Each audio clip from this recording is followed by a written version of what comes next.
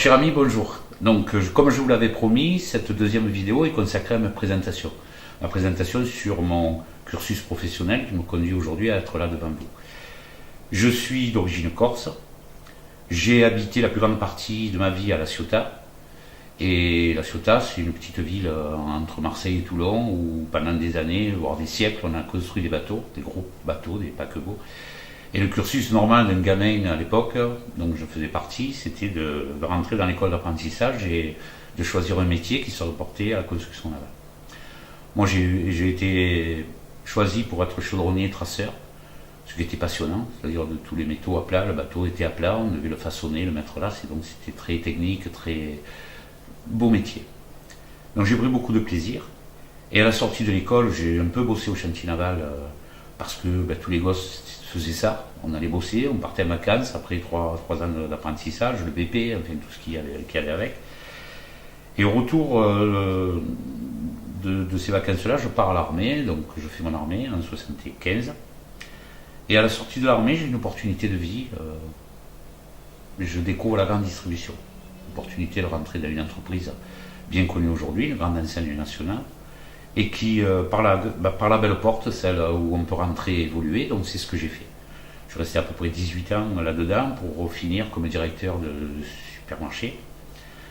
Et pendant cette formation et tout au long de cette carrière de directeur, on avait la possibilité et l'opportunité de faire des formations sur le management, sur le leadership, sur l'organisation, sur les plannings, sur les commandes, enfin, très intéressant pour se rendre plus performant dans sa gestion de vie.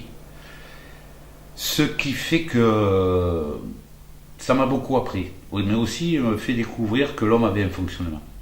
Il se trouve qu'à cette époque-là, j'ai rencontré une personne qui est devenue ma compagne pendant quelques années et qui, elle, était psychanalyste. Elle avait son cabinet, son divan et son métier passionnant. Et forcément curieux comme j'étais, j'ai beaucoup échangé avec elle, elle m'a expliqué, elle m'a convaincu sur le fonctionnement de conscient, inconscient, subconscient. Et ça aussi, ça me plaisait beaucoup, c'était la continuité de ce que j'avais fait jusqu'à maintenant. Parallèlement à ça, je faisais aussi, par plaisir, des découvertes sur des petites formations, des petits stages, des petits séminaires, d'autres techniques de développement personnel, telles que la PNL, l'hypnose ericksonienne. J'ai fait aussi du relooking, j'ai fait surtout de la sophro. Et tout ça, c'était pour m'enrichir, c'était un besoin personnel de connaître un petit peu et de rajouter quelques petites pierres à l'édifice. Et le moment était tout désigné pour moi de changer de profession et de rentrer dans cette nouvelle profession qui devait être a priori la psychanalyse.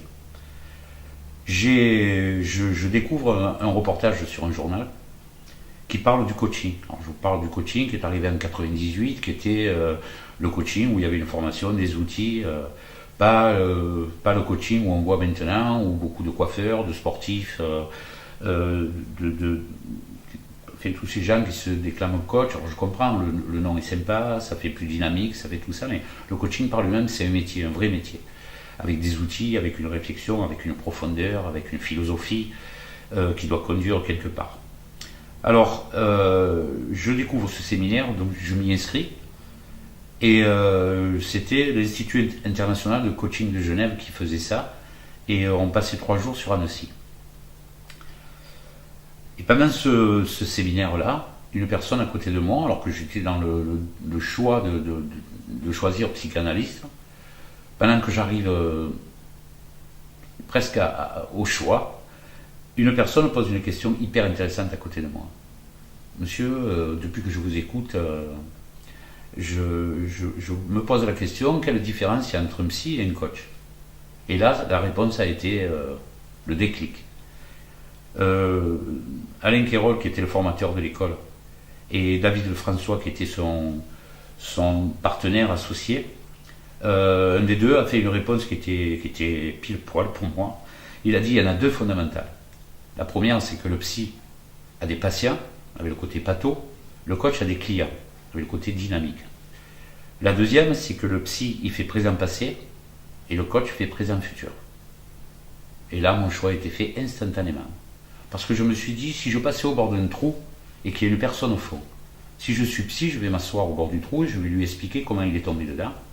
Si je suis coach, je vais lui expliquer comment il faut faire pour sortir. Et je préfère cette approche-là du développement personnel. Donc, j'ai pris la décision de faire la formation complète, 14 mois.